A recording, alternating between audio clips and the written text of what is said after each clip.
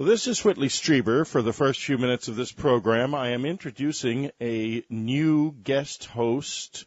We are always looking for guest hosts on Dreamland because one of the things that we like to do is to have experts interview the experts, and this is really a remarkable expert indeed. Marla Frees. Marla and Ann and I met over the past couple of years and got to know each other. And Ann and I can both attest from personal experience to the fact that she is genuinely a very fine and extraordinary psychic. We have seen it in action personally. She knows a great deal about it. She was an actress for 25 years, but now has moved away from that career and is focusing on her work as a psychic medium and spiritual life coach. So when she interviews people who are psychics and are in those fields, she's going to bring real expertise, and I'm very excited about this. She has worked in law enforcement as well, which is always a kind of an acid test of a psychic. If the cops keep coming back, she must have something. Marla, welcome to Dreamland. Thank you so much, Whitley. And also, my experience with cops is that my work has been pro bono. Boy, I would be working with them every day if they could find a way to pay me, but it's actually my pro bono work. Well, tell us a little bit about it, since we're starting out with that. We're going to go on to a few other areas of Marla's work as well, but tell us a little bit about your police work. Well, Whitley, it's an odd thing because I didn't wake up one morning and decide, I think I'm going to be a psychic medium. This has been happening for years, and it really is something that is pressed upon you as a calling. And when I first started looking into working for law enforcement, I had actually had an altercation with someone, and I had to go to the police. So it was in going to the police and sitting there with them, I put my hand on a crime scene photo, and I actually was able to tell the detective at the time where I thought the murder weapon was. So you just, by accident, yes. And you suddenly, how did that feel? Well, it was amazing because what started happening when I continued to work with them was movies that would play out. I could hold an object or a crime in your mind. Photo. Yes. And it would start, it was like those old player pianos, the music. It would just start rolling like a movie. And I saw things, I saw names and places and pictures and descriptions. And it was very interesting because I would be calling up detectives and homicide people in different parts of the country saying, "Excuse me, but I have some information on a case that you happen to be working on. Are you okay with hearing this?" Now, there are cases, Marla, where mediums have been accused by police of being part of the crime because of what they knew. Has that ever happened to you? Oh, my God. I could only imagine. Well, that's never happened. But when I do speak to detectives, I say, look, I live in California. Some people might have some opinions about people that live in California, but I'm a fairly normal person. You can look me up. You can talk to other detectives that I've worked with. So I think it's sort of the resume of having worked with other law enforcement agencies. So I give them certain names, and if they're interested in speaking to those people, they can. So now do you get referrals, or what happens? Has it ever happened that you've seen a picture in the paper of a crime that is in a place that's totally unknown to you, and you've tried to reach the detectives because Yes. you knew something? Yes, absolutely. Well, I have to be very careful about that, Whitley, because I imagine. I watch TV, of course, like all of us do, and it's important for me to not have any information when a detective comes to me. I don't want to know anything. I don't want to know details about it. The person's name is fine, and if I can connect on that signal line, I can give them information. I'm not trying to solve anything. I'm just trying to help their investigation.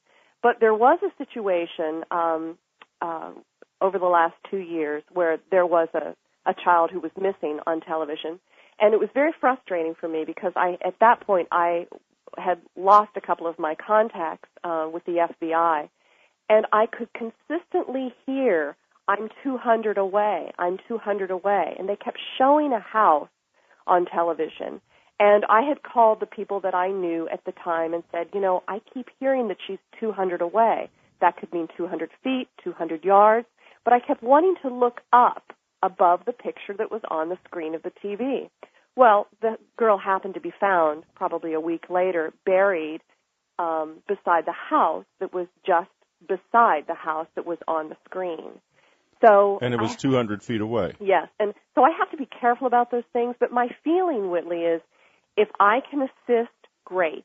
If law enforcement comes to me, I believe that they have come to me for a reason, and I could give them help, information. But sometimes these cases... And they do come to you. I believe you're working on cases even now. Yes, I am. And I can't really discuss them because they're ongoing. But right. when these situations don't happen to be facilitated in the way that I would like them to, I mean, as far as time is concerned, we have to trust that the time frame is working out, because sometimes these individuals aren't supposed to be found. Sometimes it is the karmic lesson of whatever to have this child not found for maybe a year or 2 years later. What happens in those events changes families, alters towns, and, we are going to be talking with someone today who understands the karmic lessons of people's lives on this earth. Well, let's talk a little bit about that and about your interview. But first, I want to talk about this your relationship with Maureen Caudill, which has come up and kind of built out of your relationship with my wife Ann and Dreamland, and Ann being Ann. She saw that the two of you had something that you could do together and got you together. And now you're going to be doing actually going down to San Diego in a few weeks and doing something with Maureen. Is that correct? Yes, we're going to be at the San Marcos Lake Resort, and Maureen is going to be doing one of her tremendous seminars. And that seminar is going to be from January 19th through the 21st. It's also on unknowncountry.com. Marla will be, well, what will you be doing there? Well, I'd like to say that Maureen is the headliner and I am the comic relief. I don't think so somehow. I'm coming in Saturday night to do a gallery-style evening of psychic and mediumship reading. And it's, by the way, folks, it's 18th through the 20th as usual. My dyslexic self got the dates wrong. Saturday night, I will be coming in and doing an evening, a gallery-style evening of me doing psychic readings and mediumship work. And Ann and I are going to be participating in this seminar. We're not going to be speaking, but we will be there as just like the rest of you as participants. And so it's going to be very exciting, I think. But Marla, let's now return. You said something quite fascinating to me, that when you touch pictures or objects in police work, this can sometimes give you evidence. Now, what about in regular life? Does it always work? What if you say were given an old Roman coin or something? What would happen? Well, that ability is called psychometry, and it is tapping into the energy of the object. And if this is one of the things that I've been very careful about in my life, not wearing other people's jewelry or buying antiques, bringing them in the house. They hold the resonance or the energy of the person that owned them. And it's just a very interesting way of tapping into information. It's almost like pulling up a file of facts of information or tapping onto a computer, and a whole bunch of information just appears right away just by holding the object. And you know what, Whitley? There are a number of people that are really, really talented in this work, but I believe all of us can do this. I have taught people by virtue of holding pictures just to tell me what they see, what they feel. 9 times out of 10, people get the right colors, the feelings, the emotions of the photo without looking at it, and they're certainly surprised when they see them. Now, what is your mission now on Dreamland? Because you have really wanted to do this very badly, and I have, of course, been open to it because I'm trying to be open. And, when I have somebody who's authentic, who I can say without question in my own mind is authentic, and they also say they want to guest host on the show, I'm interested. Why do you want to guest host on the show? Well, Whitley, I am fascinated by what other people do. I was just listening to your interview the other day with Shirley MacLaine. I just love to hear what other people in this realm are doing with their lives, with the consciousness, how this is spreading around the country, around the world. I listened to William Henry the other day interviewing David Serrata. Is that how you pronounce his name? Yeah. Unbelievable information. Yeah. So as a facilitator, which I believe I am, I'm interested in facilitating information as best as I can. And if I can assist that by talking to the man who we're going to be speaking to today or someone else, it's amazing to me. And I hope that your listeners will glean something from the experience with me. Well, I hope so. I'm sure they will, in fact, and because I have and Ann has in our friendship with you. We have learned a great deal, and the readings you've done for us have often been pretty astonishing. And I think you'll also probably be doing readings on Dreamland from time to time, although not in this particular program. I'm sure you will, and so you will be able to get readings from Marla on Dreamland folks from time to time, and that, I think, will be fascinating. Marla's been in our subscriber chat room, too, where she really was popular and very successful, and I'm sure you're going to do a terrific job. And when we come back, I will not be here anymore. I will have gone down my merry path of life, and Marla will be interviewing a really fascinating individual, a hypnotist regressionist, Richard Sutphen. And then for our subscribers, well, quite frankly, something fairly amazing has happened. Richard Sutphen regressed me we did a past life regression, and that is there for our subscribers. The first 10 minutes or so of it will be on the end of this program. It was a truly bizarre and extraordinary experience that started not with the regression, but at 4 o'clock this morning, and did not end until after the regression, when I had a tarot reading from William Henry.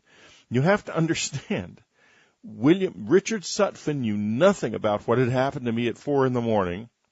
William Henry knew nothing about what Richard Sutphen had said to me. But I'm telling you, somebody was communicating. Somebody was there. And it is remarkable. We'll get into the first 10 minutes of it after Marla and Richard are finished on Dreamland. And then for those of you who are subscribers, you'll be able to listen to the rest of it. And we will also, next week, we will have for subscribers the tarot reading with William Henry. And this is very, very extraordinary and strange stuff. So do listen up. And now we'll be right back. This is Whitley Strieber's Dreamland, introducing guest host Marla Frees. Subscribers, don't forget to use the unknowncountry.com Christmas store, where with your subscriber discount and the Christmas store discount, you get a total of 20% off, plus any coupons you may use. Click on the store tab, then click on the Christmas store.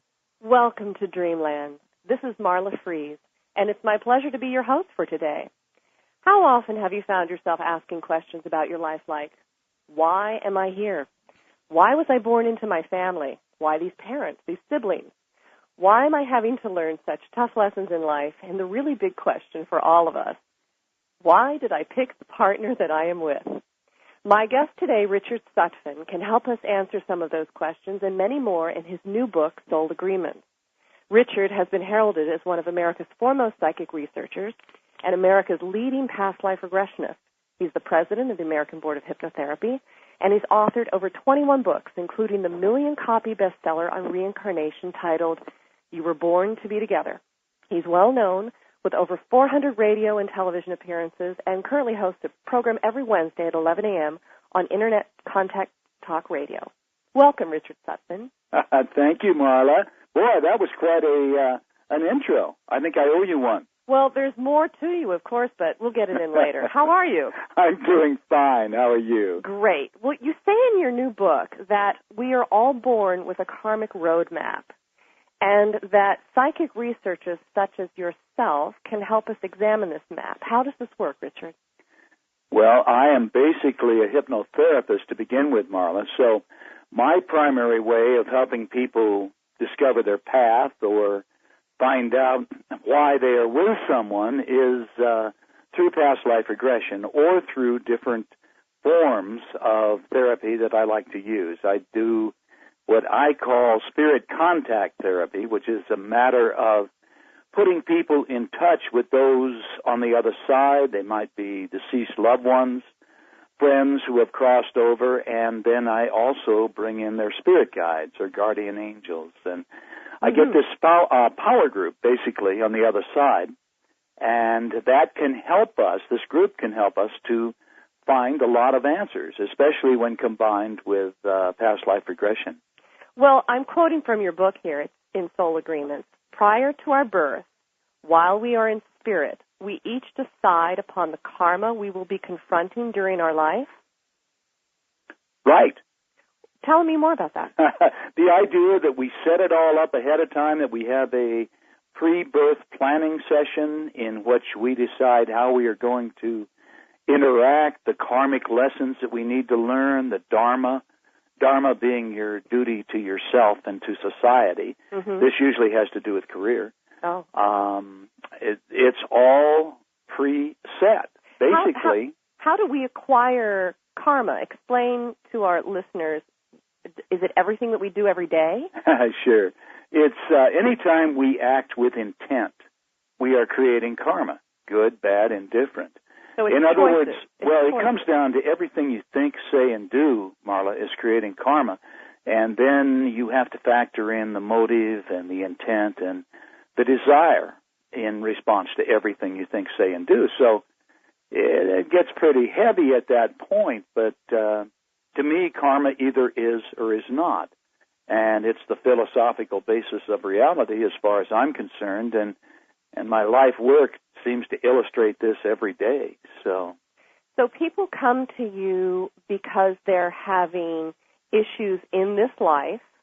Yes, ma'am. And they think that your work will help them figure it out, correct? Yes, and it will. It will help them figure it out. I mean, they'll come for just the same reasons that they would go see any therapist, I believe, but they are maybe more in tune with my direction because it tends to be spiritual. And in finding the cause, Marla, it's enough sometimes to alleviate the effect being disease. I just had someone that it was a very unusual disease, but it was being treated with chemo, and the name was a mile long.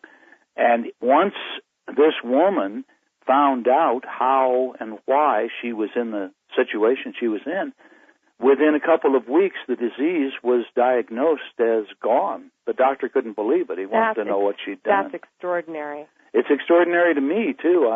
I'm especially amazed on that kind of case, but it does happen. And it's specifically because something had happened in a previous life? Yes. Or is it because of her karma this life that she Well, had it's that the disease? karma that she's paying off, but she is dealing with an event that goes back to another time, another place. In other words, the karmic roots of the problem, might be a good way to say it, were found in past lives. In your book, there's a wonderful example of this situation with a young actress by the name of Jerry Jewell, who was on the television program The Facts of Life. Yes. She was the first person with a disability to be a recurring performer. Yes. So how did you find her to work with her, and what did you find was the reason for her? What was the disease that she had in this lifetime? Cerebral palsy is what she was born with. Right. So can you tell us a little bit about that story? Well, I was in the planning stages of the book, and her sister attended a seminar that I was conducting in Sedona, Arizona. Mm-hmm. And her sister became a very good friend, and she invited me to go ahead and to work with Jerry and to do some higher self work, to do the regular regression back to the cause. And what had happened was that her mom was sitting on the front porch before Jerry was born, and a car had careened off the street and came and hit the front porch where they were sitting. The mother dove out of the way, but they were pretty sure that Jerry, had died in this process, and yet she hadn't. Right. When they were able to, bring out the baby had been lacking oxygen for quite a while, and so she now had cerebral palsy as a result of this. And she grew up, of course, people thinking that she was retarded, because it often appears that way with with people who have cerebral palsy. But Jerry was just fiercely determined to go ahead and to make a career of acting and comedy club work, and she was educating people about those with disabilities, working for big corporations where she would help the people in the corporation, the employees in the corporation, to understand those with disability. So what was it in her past life?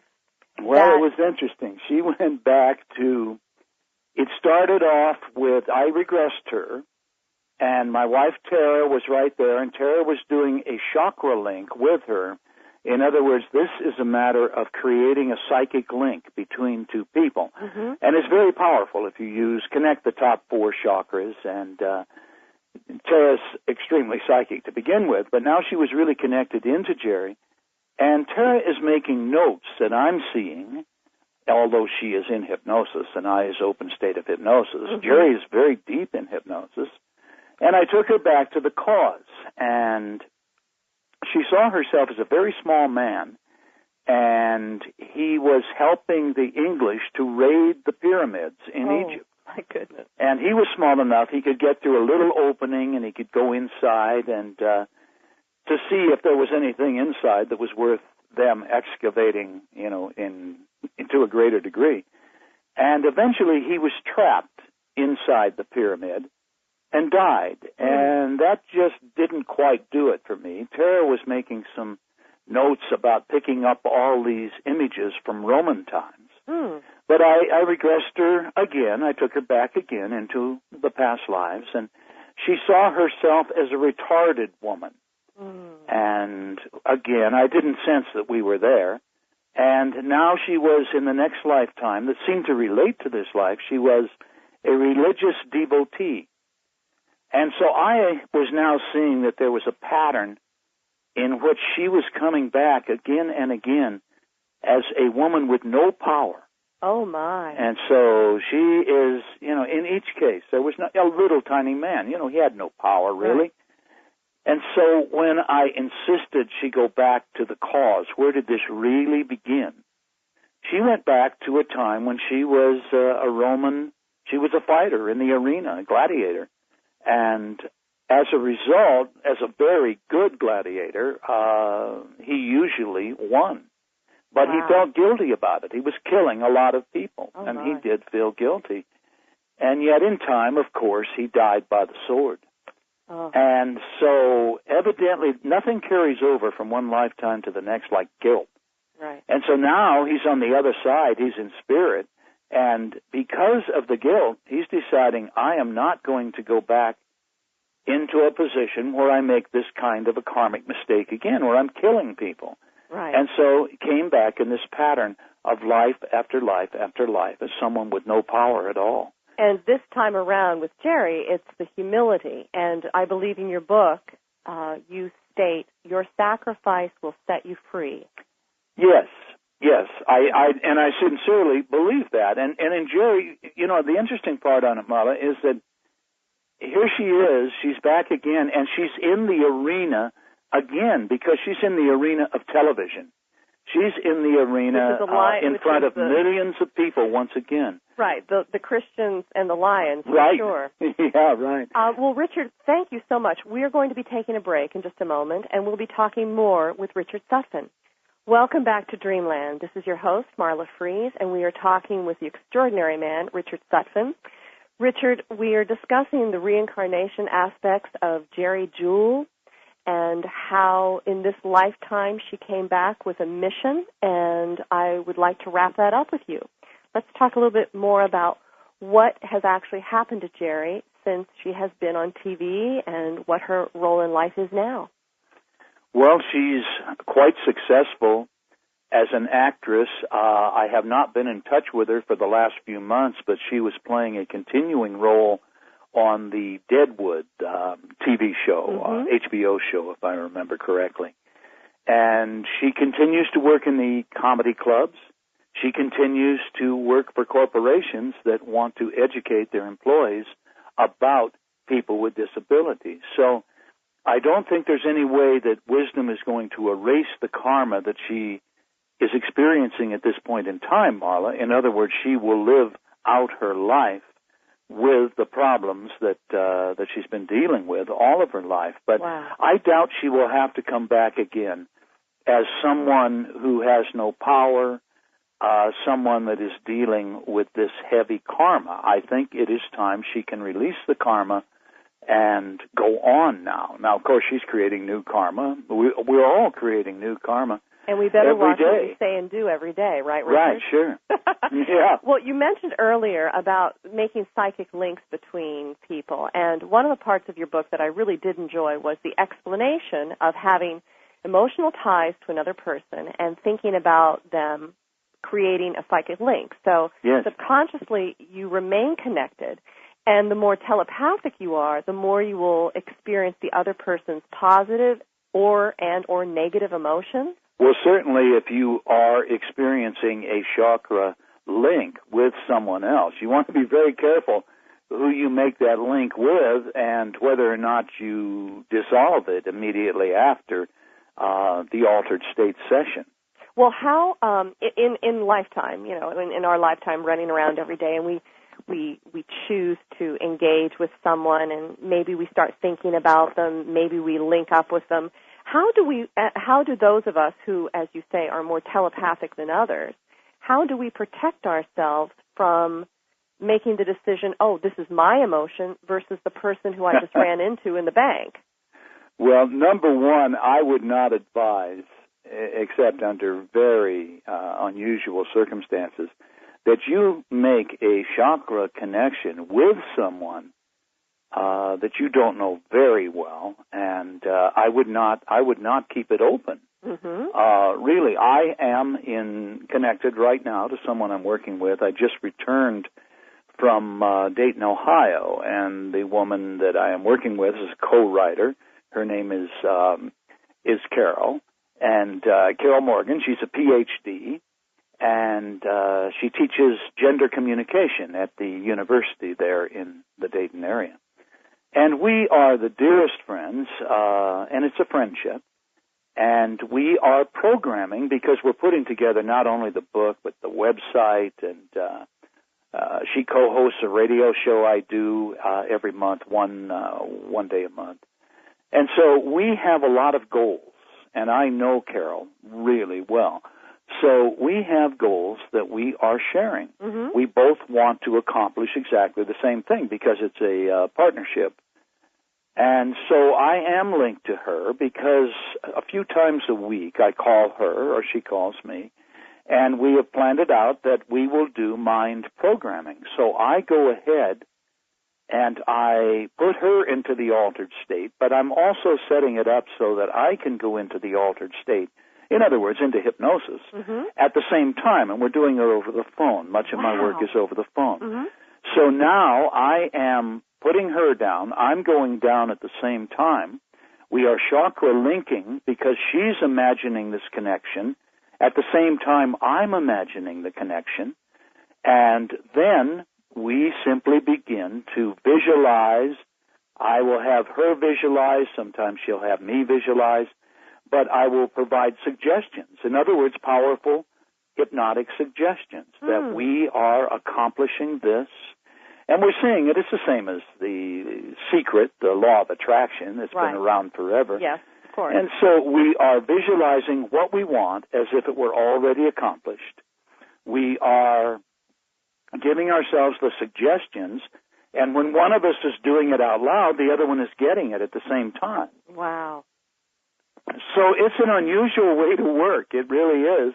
But it's very powerful, and I see it's working, and And we just did it in Dayton while we were there together. Every evening we would do this work, and we were in the recording studio sometimes, cutting shows and doing different things. But I feel that link, the psychic link that exists between us at this point, is really helping us to move more rapidly than we would be doing without it. And your work as a hypnotherapist and regressionist, you can do this over the phone with clients as well?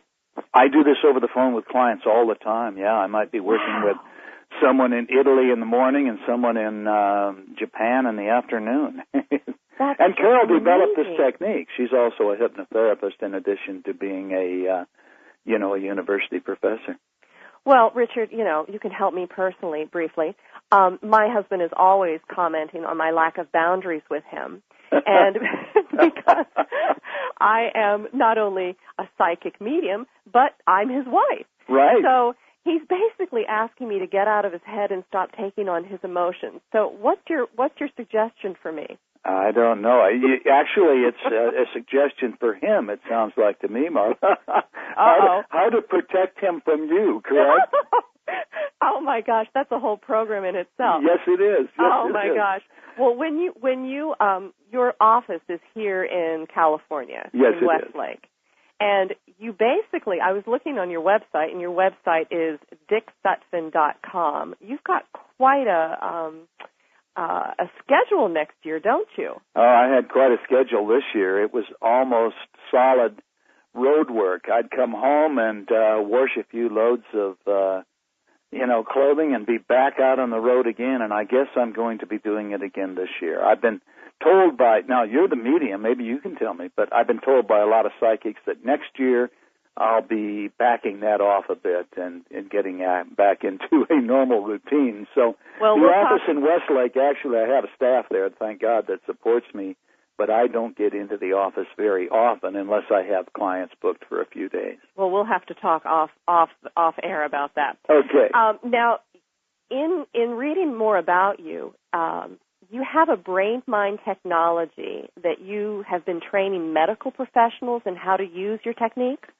Yes, I train probably, well over half the work I did this year was training therapists at the major conventions. There's a medical dental convention, there's the National Guild of Hypnotists, the National Federation, the American Board, the one I'm the president of. These people have major conventions every year, and so I spend a lot of time at those conventions, it seems, training people who want special training along the line of what I specialize in.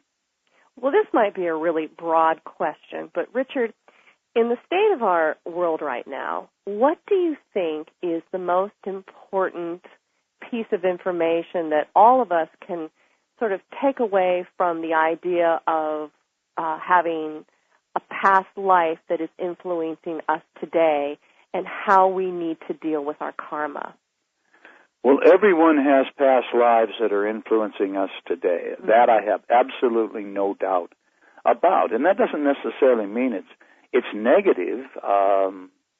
It may be. It could be that you have some very negative lifetimes that are causing you to need to pay things off. I tell people over and over that wisdom erases karma. Wisdom erases karma. Well, in other words, the knowledge, Marla. Mm-hmm. You can't change what you don't recognize, basically. I mean, if you realize that you are dealing with a particular problem, there's probably going to be forgiveness involved here. Mm-hmm. There is seldom karma being erased or resolved without forgiveness. So I will have people, after they know the cause, I'll have them say basically a mantra over and over every time the old fear, the old problem comes up, and that is, I know the cause and I release the effect. I forgive myself, I forgive the others involved, and in so doing, I set myself free. So what you're saying is that it is our response to the experiences in our life that determine if we have learned our lessons. Absolutely. Yes, ma'am. Wow. Well, this is just extraordinary.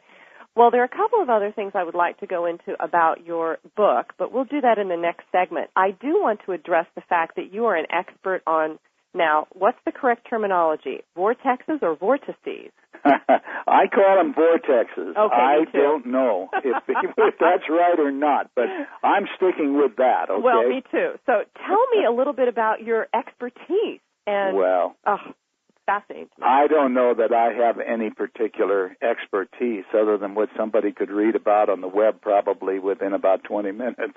Well, so it's just that I first wrote about Sedona. Mm-hmm.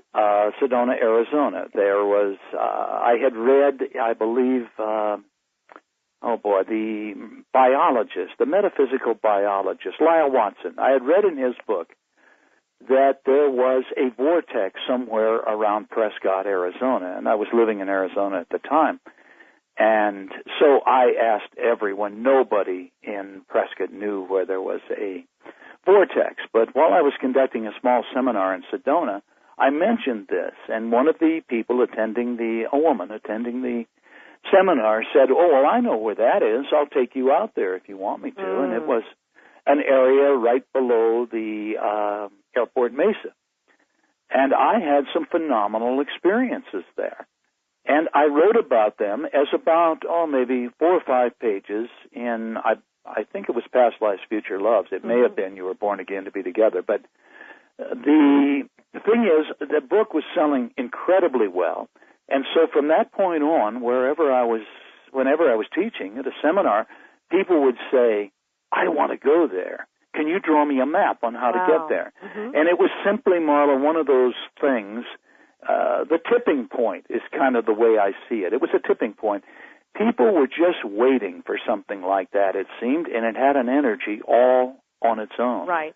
And so people started going there in search of the vortexes. And in time, I decided, well, I'll go there and I'll conduct a seminar and tell people how to get to the vortex.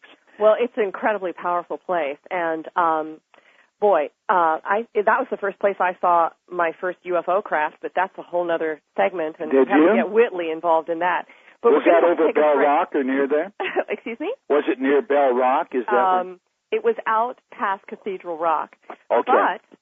But we're going to talk about that in a minute. We have to take a break. Okay. And, Richard, thank you very much. We're on Dreamland with Richard Sutphen, and we'll be right back. This is Whitley Strieber's Dreamland.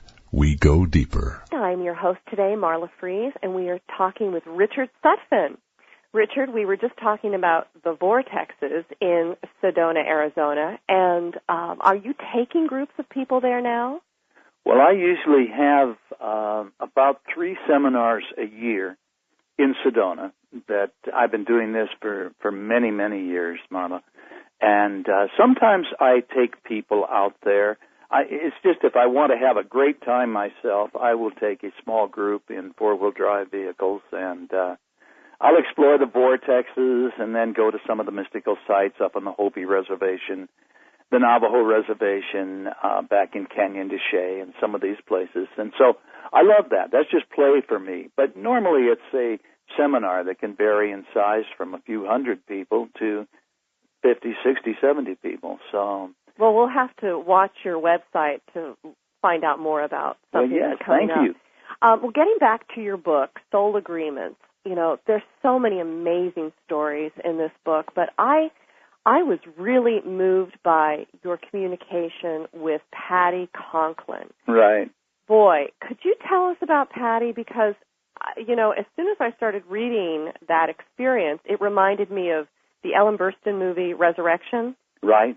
I don't think that there's been a movie out there since that takes on a healing capability such as Patty's. Right.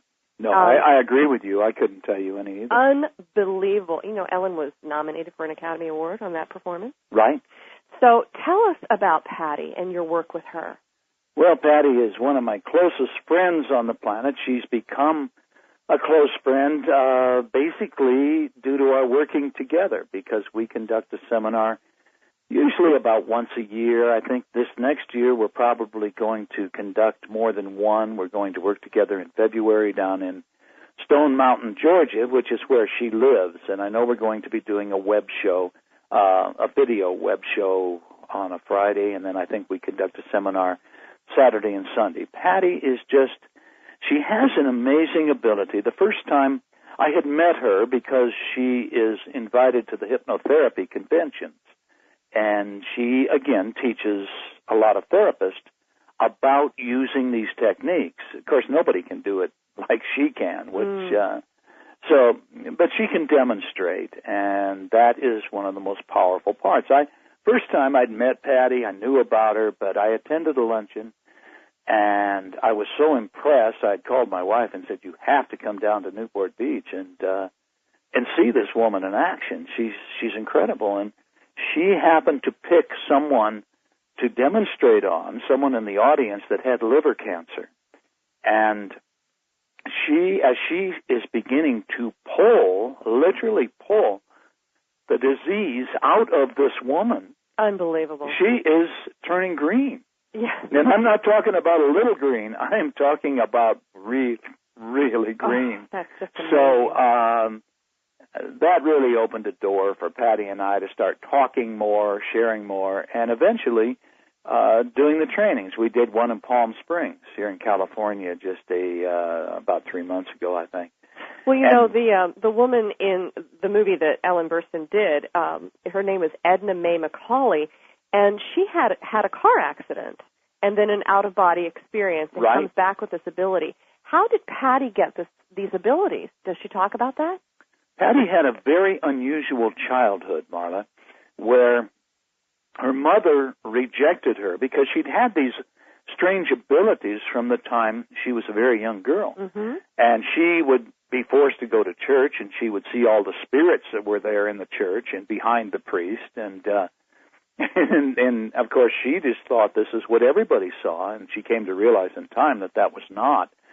And then she told her mother one day, her mother was sitting talking with a friend, and she said, well, you know, the friend is pregnant, but the friend was going to die when it was time for the baby to come, and the mother threw her against the wall. Oh, my gosh. Demanded that she not talk from then on. Patty ended up actually homeless for a while because it was such a cruel environment. And yet she grew up and she continued to have these experiences, but she was living a responsible life. And Father, she calls Father God, of course, and said Father started talking to her, and Father told her that at this period of your life you're going to do this, at the next period you'll do this, and gave her a great deal of information. And Patty knew she was different. She was driving past, actually, a psychiatric center at one point in time, and she heard these words, and this is how God seems to communicate with her, come into her mind, and it said, if you want to know why you are different, go in there and check yourself in for 3 days. Into the psychiatric unit? Yeah, the psychiatric unit. So she went in, and I mean, you can imagine that, and they went, oh, okay, but they took her in, and they did start to do some tests, and they came back, and they said, we really would like you to stay. And what they found is she had a genius IQ, but that her mind was processing at such a rate, they said 250 times the speed of the normal person's mind. And so she would have been psychotic if she had not had this genius IQ in which she was able to categorize life and make life fit together and work. But she doesn't see like we see. In other words, she's seeing, I think, our reality as a physicist might explain it, Marla. In other words, she's seeing the spaces between, and we actually, all we are is spaces between. So she sees vibration, but her world is very much like snow on a TV. You know, when the television set has gone off, and it's that type of snow. And yet she can live a basic life, good life. If we're out at night, out in Palm Springs, it was dark enough that she then completely loses her ability, really, to walk along. So I'll have to always take her arm if she's coming up to a curb or uneven pavement or something. This will really toss her because she's seeing it as this flickering snow. And yet she can drive, but, she follows the car in front of her. She can follow the person sitting behind the wheel of the car. Oh, no. Oh, so it's a very unusual life. It's a very unusual existence, to say the least. Well, I guess. it's fascinating to me because I have found through my work and my own experience that people who have had a difficult childhood have an opportunity with their psychic awareness. That what do you have to say about that, Richard? Because you've probably run into so many people that have come to you and wondered about their intuitive nature and why they have that. I don't know if it is tossing them for such a loop that they end up having to find alternative ways to cope. Right. Is that the case, like in your own situation, Marla, where you're a psychic medium? Well, I think that my environment, we speak about choosing our parents, and the environment of the town was a perfect place to grow up in. And the environment of the home was a narcissistic, borderline personality disorder experience there, where I was having to intuit everything going on. And to protect myself. Yeah, to survive, then you had to go inside to find the answers you needed. Yes, exactly. Yeah. And I see this pattern. I see it again and again and again. I see it in someone that maybe they're an adult today, a fully functioning adult, but we're dealing now with individuation, where they didn't really have a childhood, and so they are now trying to live the childhood they missed out on, but at the same time, the way they got through that childhood that they lacked when it was time to have the experiences, well, they are psychic because that helped them to cope. At the time, they were dealing with something way beyond their years, and they did it successfully through being able to turn on the psychic ability or making contact with those on the other side. Right. I know Tara's case. She really. And Tara, we haven't discussed Tara yet in this interview, but Tara is. Well, Tara's my wife, and she is. She's a very good psychic. She's an astrologer. She's a huge spectrum, of course, of this metaphysical occult world. Yes. And yet she had a couple of near-death experiences. She had her childhood cut very short. And she had contact with the women, one who became her spirit guide, and then the other who replaced that guide as Tara became older and more serious. So she certainly had this unusual background that puts her in the position of being as psychic as she is. Well, it really is coming to terms with that background and embracing it as a gift. After 25 years of therapy in my case, but 25 years of therapy, ouch, yeah. But embracing it as a gift and being so grateful for the opportunity to be an assistant to someone else. Yes. And Richard, I am just so pleased and honored to be speaking with you today. I'm looking at all of the accreditations of your background, the over 300 CDs that you have produced. Yeah. Is that correct? Thank you. And some of the other books that you have written along the same topic were You Were Born Again to Be Together. Right. Earthly Purpose. Right. Predestined Love. Yes, ma'am. And if any of our listeners are interested in picking those books up, where do you suggest they do so? Well, some of those books are out of print. We're working right now to get them back into print. They can come to my website. If they can't pronounce DickSutphen.com, go to prohypnosis.com, and they'll come in the back door, and that's where all the books and the CDs are. It's just prohypnosis.com. And the talk show that you have, that you're doing every week? Yes, it's Dick Sutphen's Metaphysical World, and I'm doing the same thing you're doing with me, Marla. I'm interviewing authors, and we're talking about metaphysical ideas, and it has worked very, very well. I'm just delighted with the response we've been receiving. So thank you for mentioning that. Oh, certainly. And what's the next event in January that you will be doing? I'm going to be working at the American Board of Hypnotherapy. They're having a big conference up in Las Vegas, but anyone can attend. So if anyone wants to come and simply participate in this workshop or that workshop, they can do that. I think I'm doing something in the Valley, in Los Angeles, in the Valley area in February. Boy, come to the website, and actually I have a column, Marla, and it's not even announced really at my website much yet, but at the end of my column I think we have most of the dates at least pinned down a bit. So when they first come to the website, it says look at all the columns, and I think I have about 300-400 out there. Well, thank you so very much, Richard Sutphen. It's been a pleasure. Thank you, Marla. I've had fun. Great. Thank you much. This is Marla Frees for Dreamland. This is Whitley Strieber. I must say that I think Marla Frees did a beautiful job for her first time hosting any talk show of any kind. I think she's going to be a great addition to this radio program. Now, I am going to continue for about 5 or 6 minutes with Dick Sutphen. This is part of our subscriber interview. You will first hear him asking me a question before I was under hypnosis with an amazing result, and then you will hear the first part of the hypnosis session itself. Do you have any working relationship of any kind with a spirit guide, Whitley, or with guardian angels? I know you're very metaphysical, but at the same time, I don't know where you are on this subject. So, well, Richard, it's an extremely peculiar question because yes, it is. No. I mean, for a reason that is rather amazing.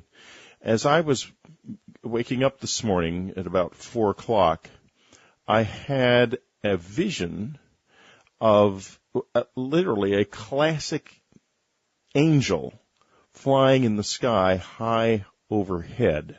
Whoa. I have never had such a vision before in my life. Yes. At all. And I have had some indications from another, from an strange experience with a psychic back about 10 years ago, that I do have a guardian angel. Yes. And I have a feeling that given what happened this morning, and I totally, no way did I expect you to ask that question, we've got the answer. Yes, it would seem to me that maybe we're playing with something that's destined here, Whitley. Well, maybe so, and we'll see if you can manage to. Interesting. So, of course, you don't have a name because this is just out of the clear blue for you. There's no name. Okay. All right. Well, we are going to do a session. It would seem to me that maybe if you had this vision and the angel is there with us right now, that there's a specific reason for what we're going to explore. And I really don't know where to take it except to say, wouldn't it be interesting to go back to the lifetime that is most influencing this life? Now, we may get into an altered state, Whitley, and there may be, the angel may come in. I don't know what's going to happen here. But would you be open to that? Would you be open to... All right. At this point, Dick spent about 10 minutes inducing hypnosis. When you hear my voice again, I will be under hypnosis. Can you let the impressions take form now? And what can you tell me about the environment, the size of the room, if there's any furnishing? Mm-hmm. Good. I see a wall in front of me. Okay. And there's sunlight shining on it from above. Okay. It's a brick made of tan bricks, and some of them are sticking out from place to place. And all right. I have something in my hand. Look down in your hand and tell me about it. It's writing. Yes. Can you turn around and look at the rest of the room? Do this on the count of 3. Number 1, 2, 3. It's darker. Yes. There are archways, arched doorways. Okay. And there's echoing noise. Can you describe the noise? Splashing. Okay. and there's archways. Are you in a catacomb of some kind? No, it's a building. It's a building, okay. Big, very tall archways. Yes. I see a domed ceiling. Good. And again, there's sunlight shafting in. Okay. And the writing you were holding in your hand. What can you tell me about this? It's in black ink. It looks not like cursive writing. It flows, though. Yes. It's not in the Roman alphabet, in our alphabet. It might be Greek. All right. Or even something like Aramaic, I'm not sure. But I have it, and it's slightly deteriorated, but not much, and there are a few pages, and it's about maybe 3 or 5 inches by 3 inches in size. It's not very big, and I'm holding it. Do you sense that you did the writing? No. All right. I'm trying to read it. All right. It's something that you have discovered then, I assume. Is this correct? It's something that I have. I don't know where it came from. Okay. And can you read it? On the count of 3, you will be able to read the writing. Number 1, number 2, and number 3. We traveled to the holy mountain. It's a letter. Yes. Above the city of the tormented mysteries. Yes. I have the impression that it's about the city of Ephesus. Okay. And we were met there by the stranger, and I think I am telling you this for the last time. I write in hope that this will reach you in the horses. I'm not, I get the impression that I'm trying to sort of interpret what I'm seeing. It's like someone is not sure that it'll be delivered. Yes. And they plan to bribe, to pay to get it delivered. And, yes. And the stranger showed us terrible cities. And that's the bottom of the page. And okay. So they felt it was important to get this. I think, though, that I know what this is about, and I think that it's about someone who was appearing to these people, who they had gone to various places to encounter, to see. And my impression is, and it might be that it was just after the time of the death of Jesus. Yes. And this is about appearances that took place that are not recorded in the Gospels. Yes. And they were going to various mountaintops and places, and they were having these encounters, and they would go and wait. And then it would happen or it wouldn't happen. And it has not been happening a lot. And this is maybe a group of followers were traveling and were actually, the various churches and so forth, they were actually being led to do this by the transfigured being. Christ, yes. Yeah. Yes. And none of this is in the Gospels, but this was not, he didn't leave like in a few days. It was years. He was with them for years. And at that point, in order to keep Dreamland into its required time limits, we're going to have to end this, and it continues in the subscriber section.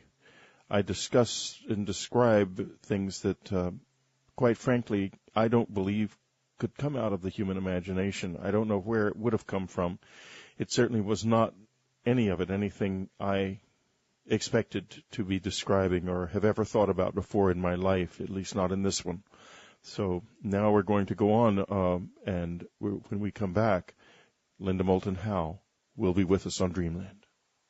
If you spend a short time every day at Linda Moulton Howe's earthfiles.com, you're going to get the facts that the others will not tell you. The media and the other science websites pass over a lot of these vitally important stories. Linda does not, and not only does she not pass them over, she is often the reporter who gets there first. Linda Moulton Howe and Linda Moulton Howe's great earthfiles.com.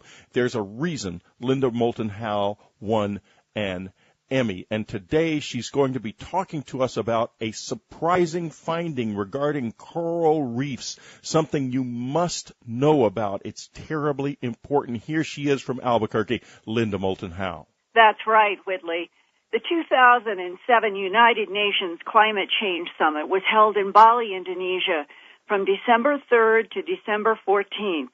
Delegates from 187 nations tried to come up with a globally acceptable agreement to cut back greenhouse gas emissions to replace the Kyoto Protocol, which expires in 2012. The United States, one of the biggest CO2 emitters on Earth, refused to accept language in a draft document that proposed industrialized nations consider cutting emissions 25 to 40% over the next 12 years.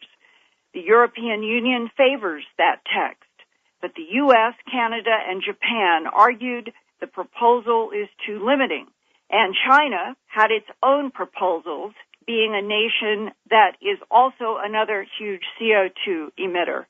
Angered and frustrated by the American position, European Union leaders threatened not to show up at the Bush administration's global warming conference in Hawaii planned for January 2008.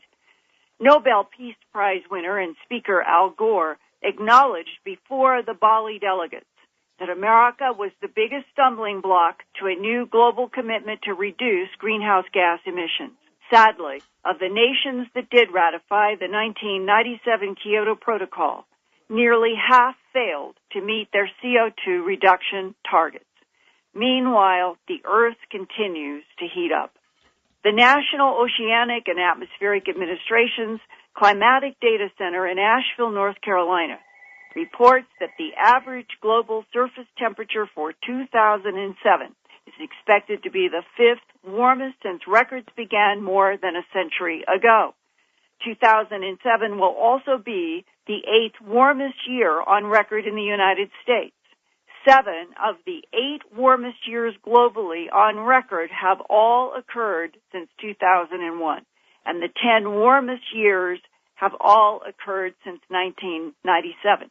Now, the global average surface temperature rate of increase since 1976 has been approximately 3 times faster than the previous century. The greatest warming has taken place in high-latitude regions of the Northern Hemisphere. In 2007, the Greenland ice sheet melted nearly 19 billion tons more than ever before. And by the end of summer, the Arctic Sea had another record meltdown. NASA climate scientist Jay Wally said this week, quote, "At this rate, the Arctic Ocean could be nearly ice-free at the end of the 2012 summer, much faster than previous predictions," unquote. Climate scientists everywhere have been surprised by the rate of the Arctic sea ice melt in 2007. The Associated Press summarized the record-shattering meltdown in Greenland and the Arctic this way. More surface ice melted in Greenland than ever before, 12% more than the previous worst year of 2005. 552 billion tons of ice melted, according to satellite data, in the Arctic, and that's 15% more than the annual average Arctic summer melts have ever been. Arctic sea ice melted away to nearly 23% below the previous record melt, and the Northwest Passage opened up to ships. This forced 6,000 walruses to come ashore in northwest Alaska in October for the first time in recorded history. The remaining Arctic sea ice was also the thinnest on record. Combining the shrinking sea ice with such thin ice means that the overall volume of the Arctic sea ice was only 1/2 of what it was only 3 years ago in 2004. Alaska's frozen permafrost is warming up also, all the way down to 66 feet. The soil heated up about half a degree between 2006 and 2007. As permafrost warms and melts, methane will be released into the atmosphere, adding to the greenhouse blanket around the Earth. NASA scientist Jay Zally continued, quote, "It's getting even worse than the models predicted," unquote. And now, in the December 14th, 2007 issue of the journal Science, chemical oceanographers report that carbon emissions from human activities are not only heating up our planet, but the ocean chemistry is changing so much that if the CO2 buildup continues at just the current rate, by the year 2050, no coral reefs will be alive. That is only 42 years from now. What is happening between the oceans and the increasing CO2? About 1/3 of the carbon dioxide that goes into the Earth's atmosphere is absorbed by the oceans. The absorbed CO2 produces carbonic acid. Unfortunately, carbonic acid dissolves away the skeletons of plankton, shellfish, and coral reefs. Why? Because the skeletons of those creatures are made from carbonate minerals in seawater, and that's being greatly reduced by the increasing CO2 production of carbonic acid. Right now, the amount of CO2 in the Earth's atmosphere is measured at 383 parts per million volume. By the middle of this 21st century, that number could double to 766 parts per million volume.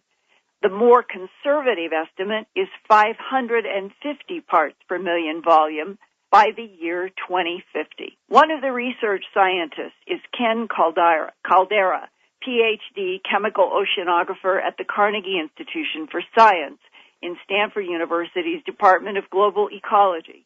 He and his colleagues say, and this is a quote from the Carnegie release, "If atmospheric CO2 stabilizes at 550 parts per million, and even that would take concerted international effort to achieve, no existing coral reef will remain in such an environment," unquote. So even the most conservative estimate for CO2 in the atmosphere by 2050 is still too much for coral reefs to survive in the world's oceans. I talked with Professor Caldera this week about this latest research and the implications for our future. I think we can expect that coral reefs will not be found on this planet sometime later this century if current greenhouse gas emissions continue. Something that's been here many millions and millions of years, for us in a few decades to wipe them all out is pretty dramatic. Also, there are tiny marine organisms that live on the surface of the ocean. Plankton? The plankton that make the skeletons out of calcium carbonate. So it's really imperative if we want to preserve our marine environment that we really have to bring down CO2 emissions very rapidly. And according to the Carnegie release, the projection is that by 2050, which is only 42 years from right now, that the atmospheric CO2 level is projected to be 550 parts per million, which is the focus of your study, meaning 42 years, and the conditions in the oceans could be such that no coral reefs could survive? Yes, I think that is correct. The last time that similar conditions are known to have existed in the ocean is 65 million years ago after the dinosaurs became extinct. There was an ocean acidification event, and coral and plankton that make their shells out of calcium carbonate disappeared from the geologic record. And it took about 2 million years for corals to come back and repopulate the coasts and be common once again. And so it's entirely likely that as a result of our policy decisions over the next decades that we will be affecting the life in the oceans for millions of years to come. Our model suggests that the chemical recovery of the ocean will occur over some tens of thousands of years, which is plenty long enough, but the biological recovery timescales seem to be much longer. And that's provided that humanity and its industrial civilizations would pull back on CO2 and other greenhouse gas emissions. Yeah, say a doubling of pre-industrial CO2 levels to something like 550 or 560. From a climate point of view, some people look at that as a goal and an acceptable target. But from the point of view of oceans, it will produce ocean chemical conditions that have not been seen for many tens of millions of years, which is much longer than the amount of time the average species has been around. So we'll be producing ocean chemical conditions that the species that now live in the ocean have never experienced. And will they be able to adapt to it? Maybe. Will they not? We don't really know how ecosystems will respond. But the acidification is getting worse and worse and worse. And eventually, even if we do everything right on the other kind of management practices, the acidification alone will be enough to kill off the coral reefs. What do you say to people who argue, 65 million years ago when the dinosaurs were here, there was no ice at the Antarctic or the Arctic, and the CO2 levels were up around 1,000 parts per million? When the dinosaurs were around 65 or 100 million years ago, it's thought that volcanoes were putting out carbon dioxide about twice what they are today. But our carbon dioxide emissions from burning of coal, oil, and gas are around 50 times the amount of carbon dioxide coming out of volcanoes. And if we were only doubling the natural CO2 fluxes, then the chemistry of the ocean would be able to deal with that and adapt to it.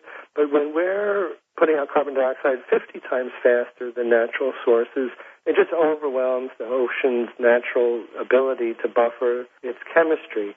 And so we're putting in the CO2 way, way too fast for the ocean to be able to deal with it. So the rapidity of this is what separates right now the 20th to the 21st centuries from, say, 65 million years ago and back in the time of the dinosaurs. Yeah, even if you go back to the ice ages, we all see these figures where the CO2 is going up and down with the ice ages. But right now, the rate of increase of carbon dioxide in the atmosphere is about 100 times faster than the increase in CO2 at the end of the last ice age. So our CO2, the change in atmospheric CO2 is extremely unusual, even when viewed from a geologic perspective. You have to go back.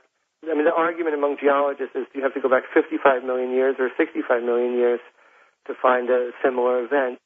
There have been all of these representatives from so many countries in Bali discussing the whole issue of how to control CO2 and other greenhouse emissions. And right now it's clear that the United States and China do not want to sign pacts having to do with restricting CO2 emissions to certain standards that other parts of the world are saying, let's do this together. If China and the United States, the two biggest emitters of greenhouse gases, do not agree to reduce greenhouse gas emissions, what do you think the worst case is for, say, the year 2050, only 42 years from now? We did a calculation for how fast ecosystems would have to move to keep up with climate change this century, and ecosystems would need to move about 10 meters a day. It's about 30 feet a day just to keep up with the temperature bands as they move towards the poles. And, just things like oak trees cannot move 30 feet a day. Maybe wind-borne weeds can move at those kind of rates. What we're doing to this planet is extremely unusual, even when viewed from a geologic perspective. It's not like this is the kind of thing that's happened to the planet many times.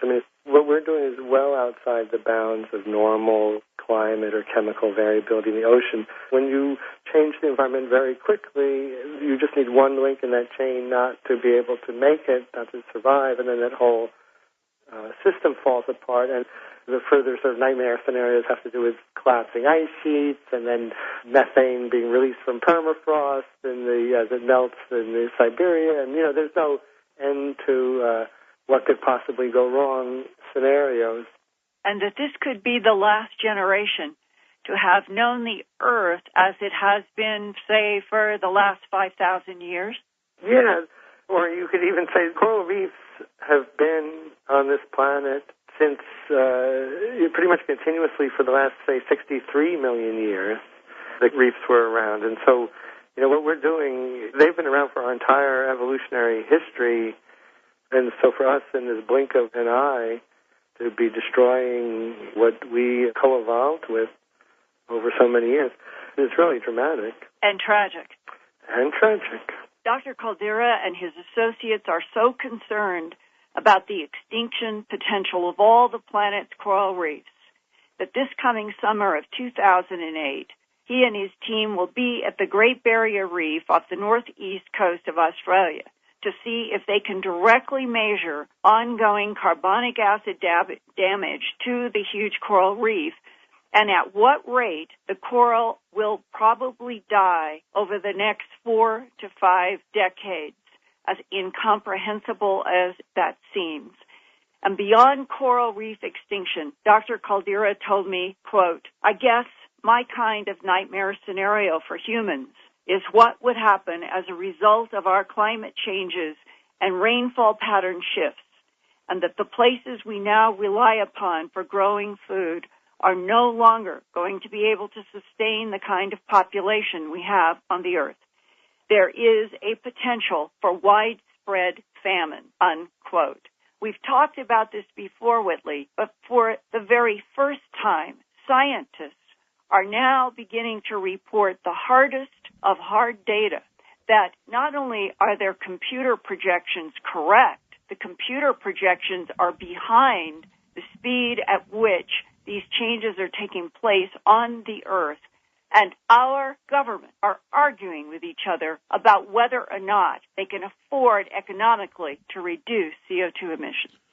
Well, you talk about penny wise and pound foolish, Linda. Unfortunately, it's going to cost us everything if we don't do something about this. So obviously, we can't afford it, one would think. Yeah, because that was my point, the irony of governments putting their feet in the sands in 2007 about what hard scientific data is saying is going to be falling around us over the next 4 decades to a point that the earth will have changed so much by the mid-century that all the coral reefs would be dead. That means that all of the marine life that have been dependent upon those sort of what are called ocean hotels by some marine biologists, right, they will now, are they going to move to other places? Will they all die out?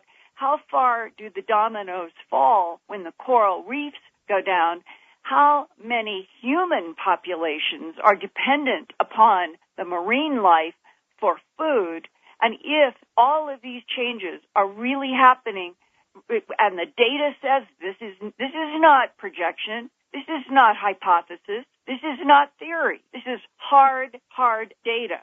And if we are going to have such changes of precipitation on land that once the food baskets are now going to have to move north if they're going to provide food at all, and at the rate of 30 feet a day, the temperature bands are going to be moving, and that the marine life and the coral reefs are going to be facing extinction after extinction in the oceans, I don't understand anymore how this can even be a political discussion. This is a survival discussion for the surface life of the earth. Thank you very much, Linda. Over the last 2 years, where there was a child who was missing on television, and it was very frustrating for me because at that point I had lost a couple of my contacts with the FBI, and I could consistently hear, I'm 200 away, I'm 200 away, and they kept showing a house on television.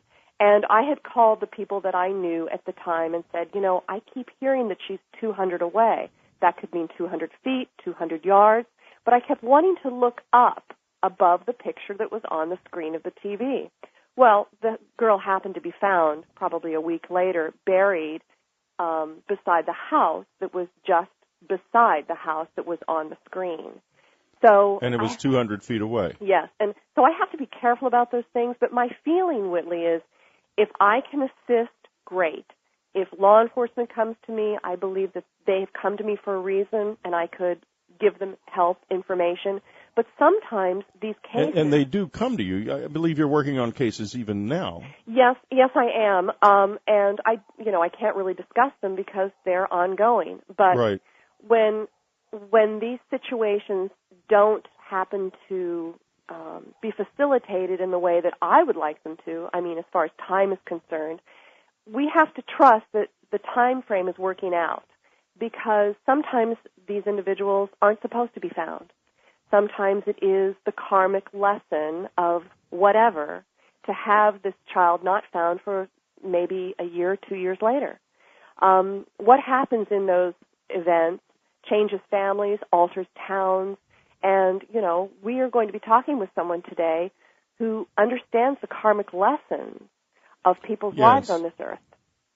Well, let's talk a little bit about that and about your interview. But first, I want to talk about this your relationship with Maureen Caudill, which has come up and kind of built out of your relationship with my wife Anne and Dreamland, and Anne being Anne. She saw that the two of you had something that you could do together and got you together.